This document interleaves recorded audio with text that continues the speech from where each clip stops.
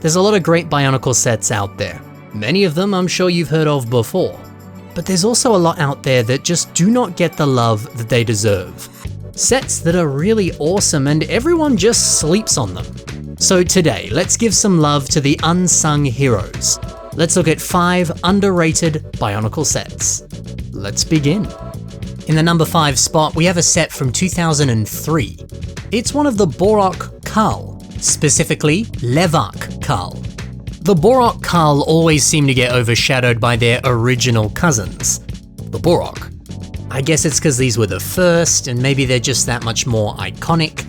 But come on, the Rockoh are dope. There's a pretty solid argument to say that actually these are improvements. They're better than the original.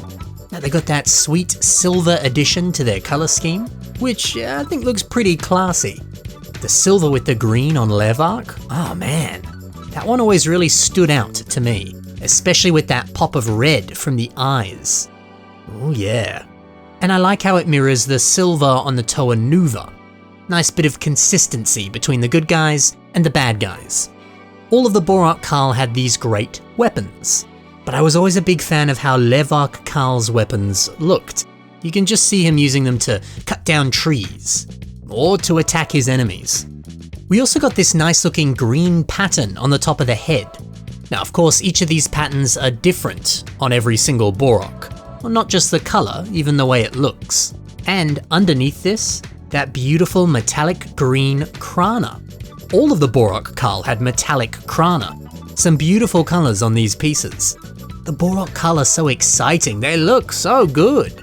Why is it that everyone kind of just forgets about their existence? Why is it everyone always favors their older cousins? Come on man, the Rockoh are the best. I don't know, seems strange that people sleep on these sets. In the number 4 slot, we have one of the Vaki. It's Rorzarak. The Vaki were cool villains, but I don't know, I think that pretty much every other villain is a little bit better, is a lot more iconic, and probably just that little bit cooler. So these guys kind of get forgotten. But just because the other villains are better doesn't mean that these guys suck. They're still great, there's a lot to love. Now I've always been a big fan of Rorzarak's color scheme. Trans yellow eyes, mixed in with some beautiful black armor. Something about black and yellow, it always hits different. These are such pretty colors. And then Rorzarak's weapons. They're another brilliant touch. To me, these always look like a jackhammer or some kind of like mining equipment. And given the earth theming of Rorzarak, well, it feels very appropriate. Now, I like all of the Vaki's weapons, but yeah, these ones might be my favorites. And the Vaki boast a really sweet array of disc launchers on their mouths. These were so much fun. We saw a lot of different projectile mechanisms on Bionicles. The disc launchers were some of the best. But don't forget, the Vaki can transform. It may not be that much of a transformative transformation, but it does still look pretty good. Couple that with a cool gear function to swing around these arm blades. Yeah, it really is a mystery that these dudes are not more popular than they are. It's a lot of good stuff. So this one here, number 3. I went back and forth as to whether or not this should be the number 1 spot. This could have just as easily been number 2, but I'm confident with where it is. This is the Rockoh T3. This badass vehicle looks so epic. Green and silver, contrasting so nicely with Onawa's orange armor. Dang, it's nice. But this set is always overshadowed by the other vehicles that came out in 2008. You know, the fast and the stylish Jetrax T6. Everyone loves that one. Look at it with its sick twin engines.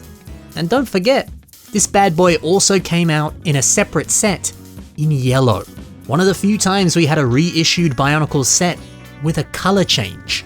You don't see that every day. And then the mighty Axelara T9. This red hot rod of a ship is iconic. It's big, it's awesome, what's not to love? Everyone loves this set. Everyone loves all 3 of these sets. And as a result, the Rockoh T3 just doesn't stand a chance. It's smaller, it's not quite as cool looking as the others. Everyone forgets about it, and I kind of understand why. But hang on, this is actually really good.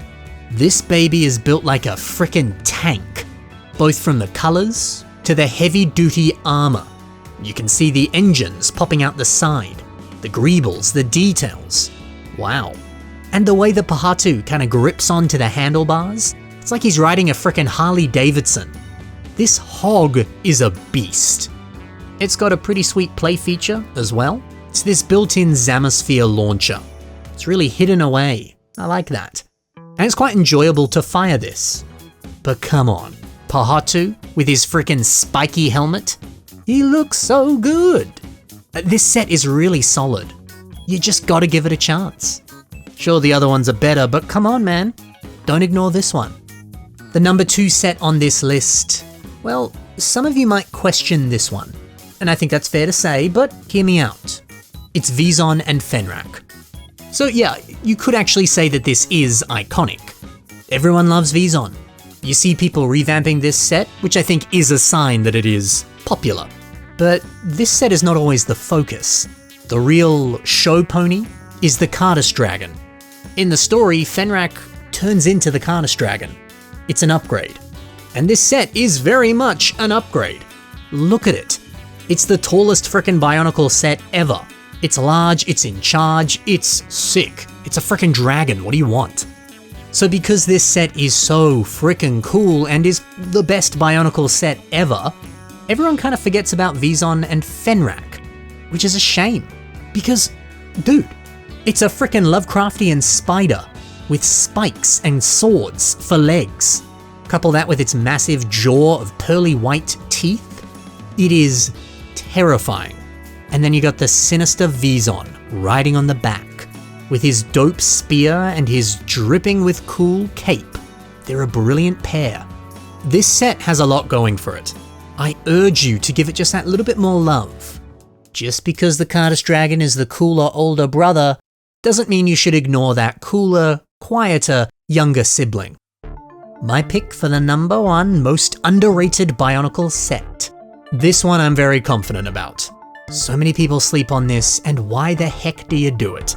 This was a favorite from my childhood, and sometimes I feel a little bit alone in loving this. It's the Thornatus V9. All of the vehicle sets that came out in 2009, they were sensational. Many of them do get the spotlight, especially a set like this one. But for some reason, no one ever talks about this set. I've never seen a revamp of this, ever. Which I think is an indicator of whether or not it's iconic. People love it, they really enjoy it, so they go, okay, I'm gonna reimagine it and revamp it. If people love a set, that's what they tend to do. But people haven't done that with this. I've never ever seen one. If you know of one and I haven't seen it, please send it my way. But come on, how can you not love this? A huge tan chariot that's covered in blades and blasters, and plenty of wheels. Like this big mono wheel in black on the back? Isn't that something? Now, I mentioned the blasters. Yeah, dude, this has so much firepower. 4, count 'em, 4 Midax Sky Blasters mounted onto the back. Firing these is so much fun. There's a real heft to launching them. And then up top, a little Thornax launcher. It's kind of like a little turret. It can fire on its own, or you can have a Glatorian hold onto it, sit up top, and fire away. That's really fun. Now, this dude right here, this guy's name is Perditus, and he's just some frickin' dude. Some Joe Schmo. Not some, cool-looking special god warrior like Mutanui or Akar. Not some titular character that's gonna change the fate of the Bionicle universe. It's just a dude. I kinda love that. I like seeing the nobodies, the random citizens, the nameless characters, even though this guy has a name, but the nameless characters that everyone kind of forgets about. Including characters like this just makes the world feel more rich and real. Never mind the fact that in the story, this is actually a secret agent for an evil great being, but hey, I digress. Still, I like the pilot. And this pilot can fit quite comfortably inside this vehicle. It's nice and spacious. It's very cool. And we haven't even got to the best part. Push the front out, and this section springs open to reveal more blades.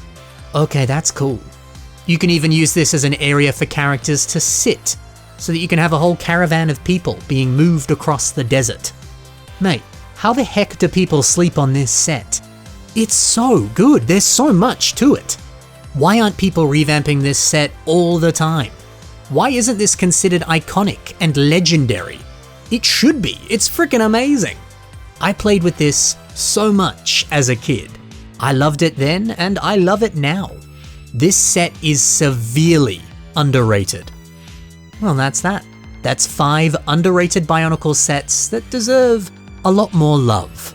Do you agree with my choices? Or, I don't know, is there a set that I didn't include here that you think should have been on the list?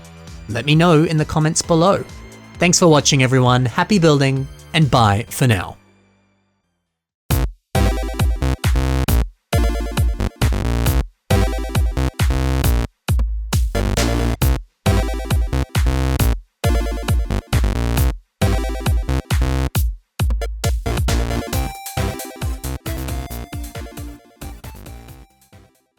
I almost included Hully and Nika on this list.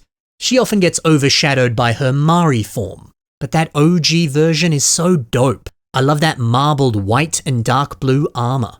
So good.